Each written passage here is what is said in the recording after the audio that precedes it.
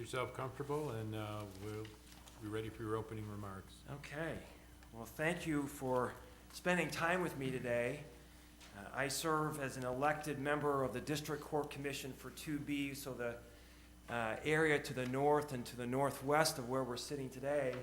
And the work that I do in that commission is a small percentage of what you are being asked to do, and so I appreciate the attentiveness. It's afternoon, you hopefully had a good lunch, and so I'm one of many.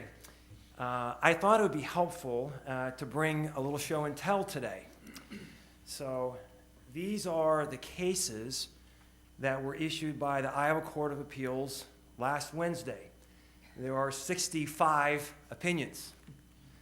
And it varies from week to week in terms of the cases that the Court of Appeals issues, and they vary in length and complexity, but I thought it would be helpful for you actually to see sort of in a demonstrative way what it is that the Court of Appeals produces. I bring these here for a couple of reasons. The first is to reinforce the sense of importance about the volume of the workload of the Court of Appeals. When I started in 1996 as an attorney, the Court of Appeals issued about 700 opinions.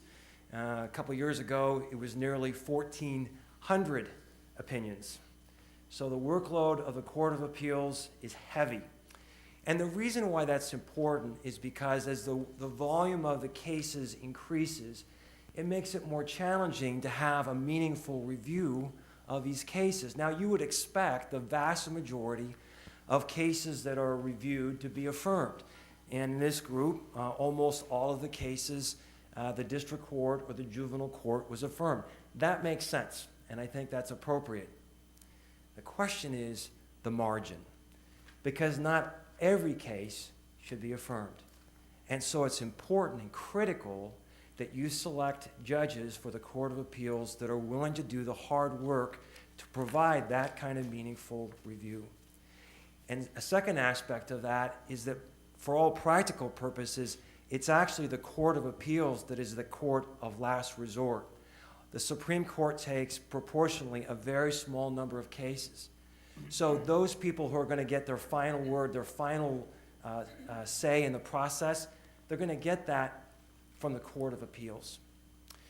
The second thing I think it's important to note about these cases is that every single case represents an individual or a family that is counting on these courts to provide a meaningful review. And I think that's important to remember. Sometimes these just become names on a paper, almost like a law school hypothetical. But they're not. These are our friends, these are our neighbors, these are our relatives. And it's very important that we provide all of our Iowans with a meaningful review on the Court of Appeals. Now, some people have raised the question, I think it's come up here today, that really the path to the Court of Appeals should come through the district court.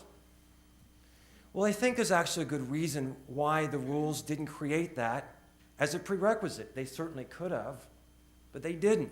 And why is that?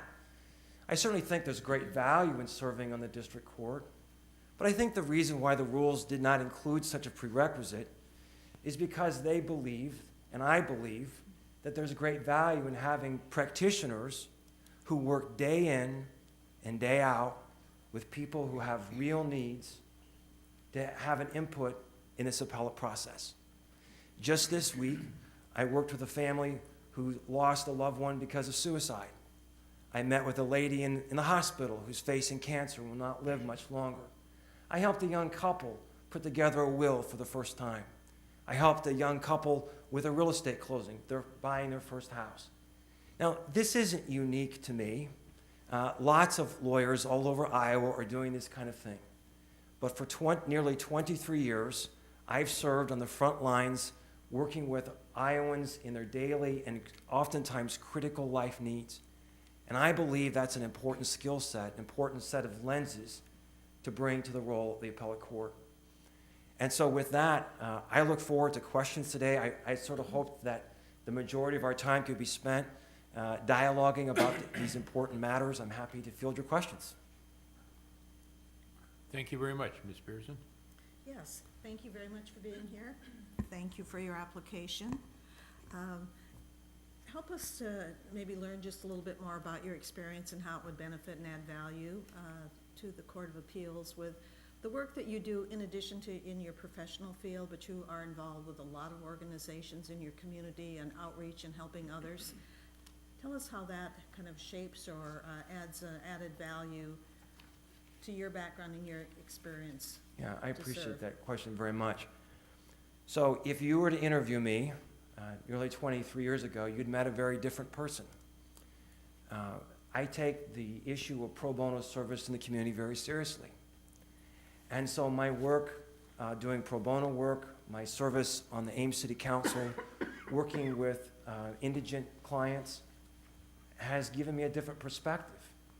And let me explain why that's so important, and I so love this question. I'm going to have a fire in me whenever I sit down to review a case. And it's not that my passion for the marginalized in our society means that I should tip the scales of justice one way or another, because that would be an injustice as well.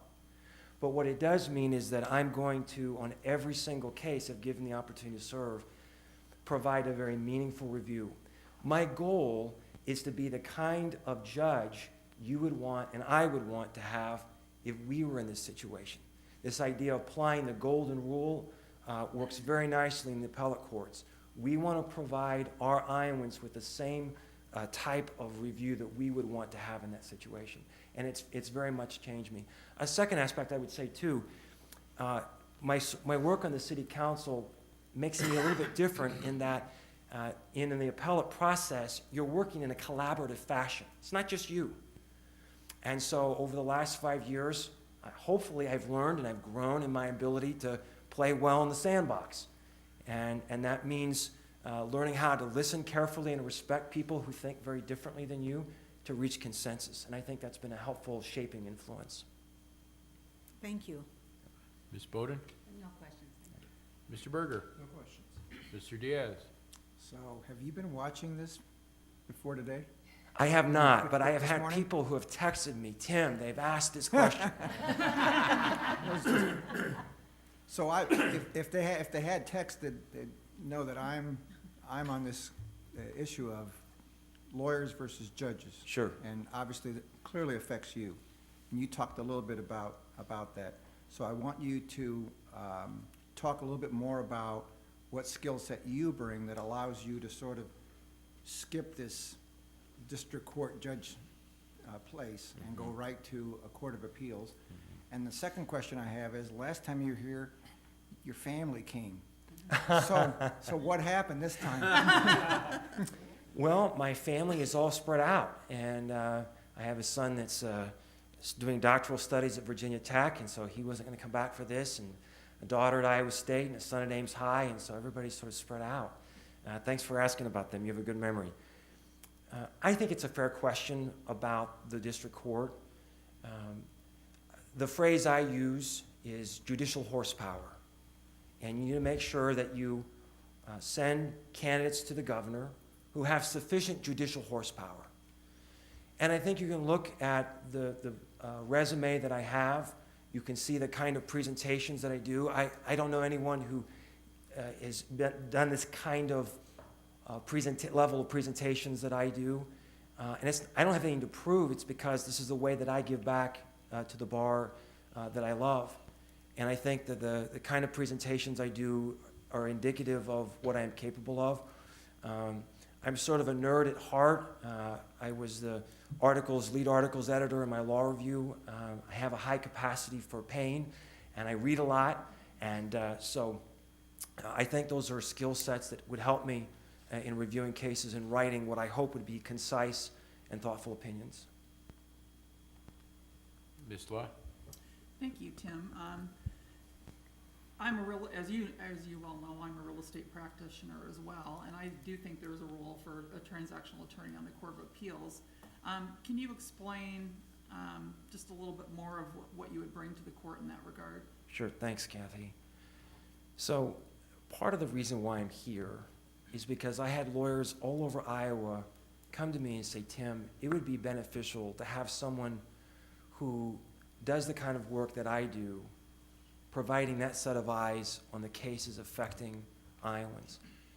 And so there are important cases that this court and the Supreme Court hear that impacts the practice of transactional law. And so while I have, I believe, a solid background in criminal and juvenile areas in particular, but my area in transactional law is my strength.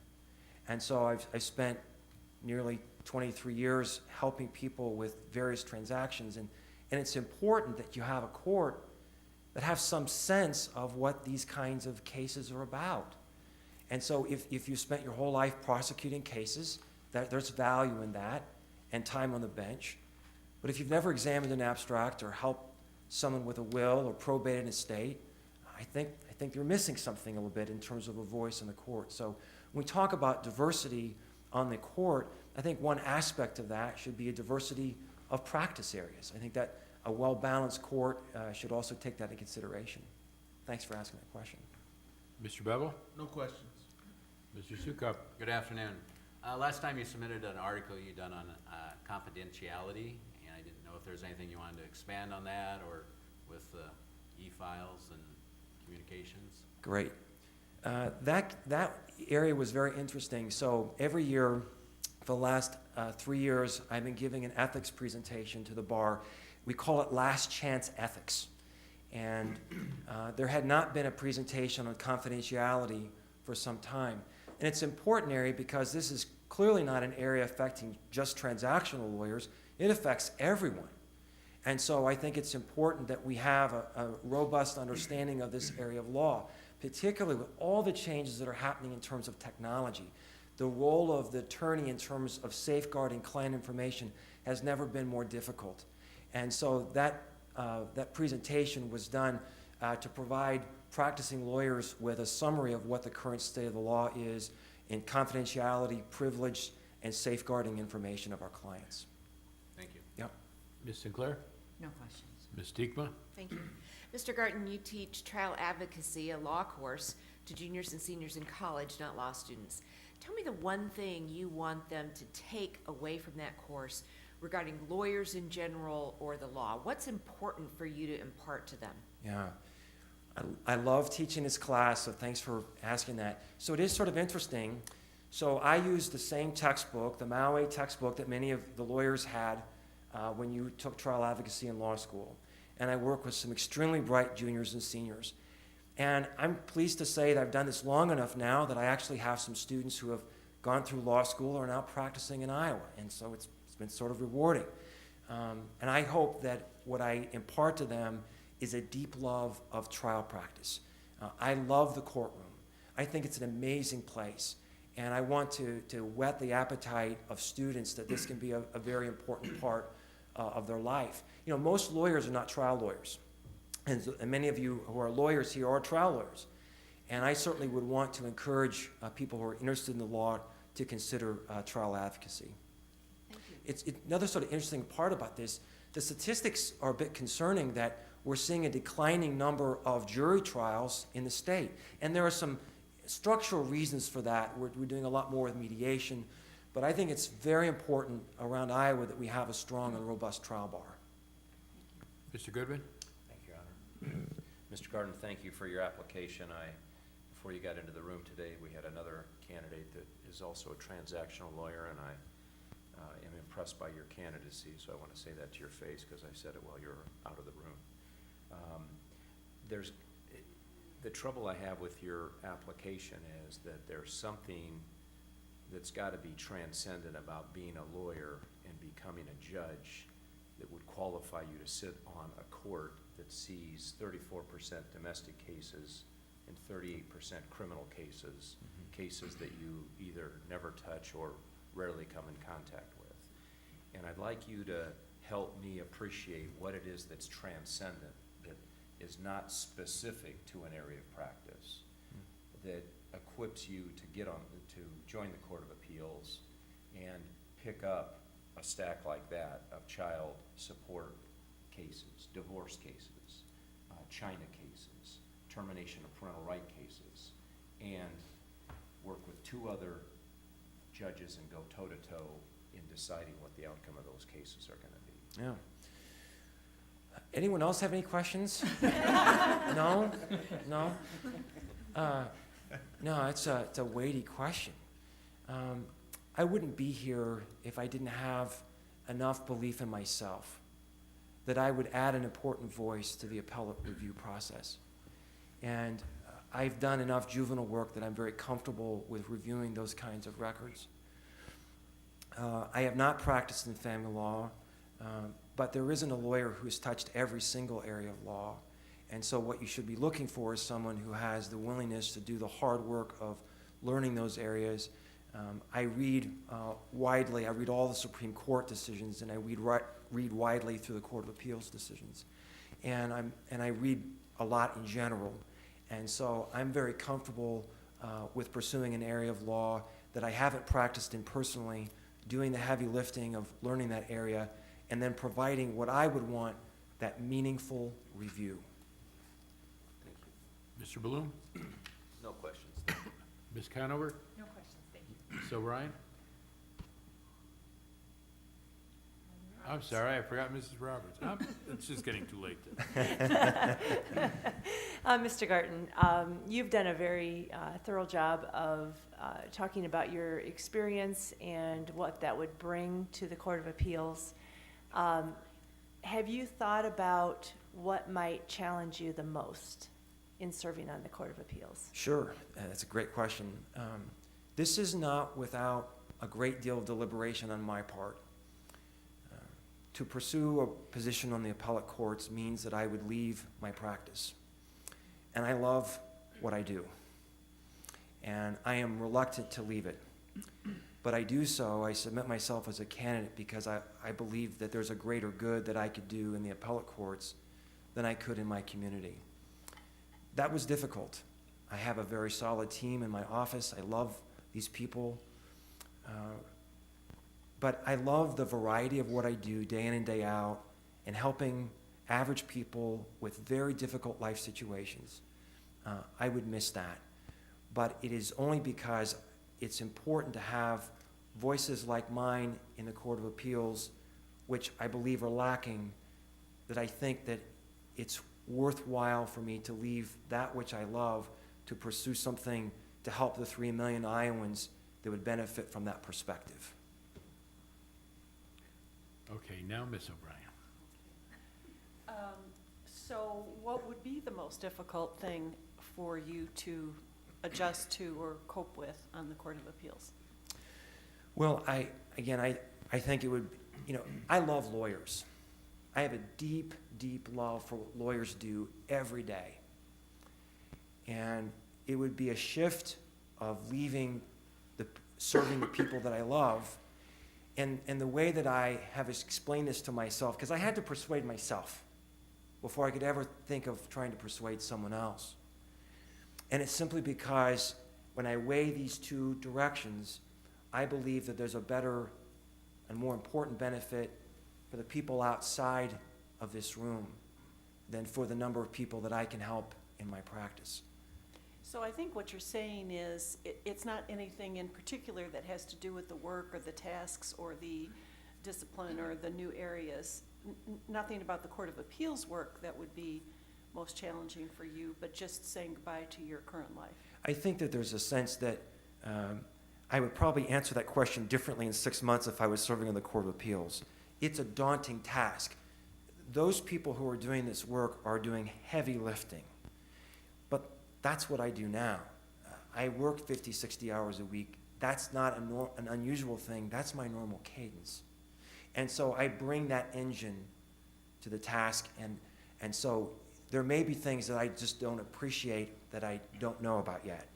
But I'm certain that there would be areas of law that I would spend a great deal of time in studying so that I would be proficient and provide that meaningful review. Mr. Harbaugh? Thank you, Justice Wiggins. I want to address the issue you addressed right away that caused everybody to look up, is you recognize that, hey, we're seeking some type of judicial experience for this. I am the least experienced person on this, well, not without Kathy, sorry, fewest amount of times on here, all right? And I came from the general public, which I assumed every Supreme Court and every Court of Appeals judge was, or justice was a judge. And then I found out that is absolutely not the case. In fact, it's far from it. So it appears that related to our questions about how can you make it as a judge, and the results of this actual committee are not swimming in the same lane. But I think as a common person, I have an expectation of I work part-time, then I get full-time, then I become supervisor, then I become manager, and then I become an exec. The only time that switches is when somebody is absolutely awesome and they jump. And so can you tell me what aspect you're awesome and you should jump the perceived step ladder to becoming a Court of Appeals judge? So as I mentioned, the rules don't require someone to have served as a judge, and I think for good reason. I believe that the people in Iowa who have issues that they believe weren't properly resolved in the district or juvenile court expect that there will be a solid group of judges who are able to review in the appellate level. So you have the opportunity on this commission to help put in place judges that will provide what I'm calling a meaningful review. There are business people who would expect that if they have a contract dispute and it doesn't go properly, that someone in the appellate court will have an opportunity to review that and get it right. I bring that to the table. And so I help, for example, create the mechanics lien and notice registry that came into effect in 2013. I helped write that.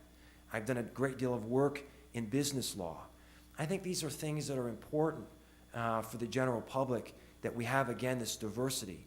I think there's all kinds of ways we could talk about diversity, but sometimes what gets lost is the importance of having different set of lenses to look at the case. If everyone has the same perspective, you're going to get the same outcome.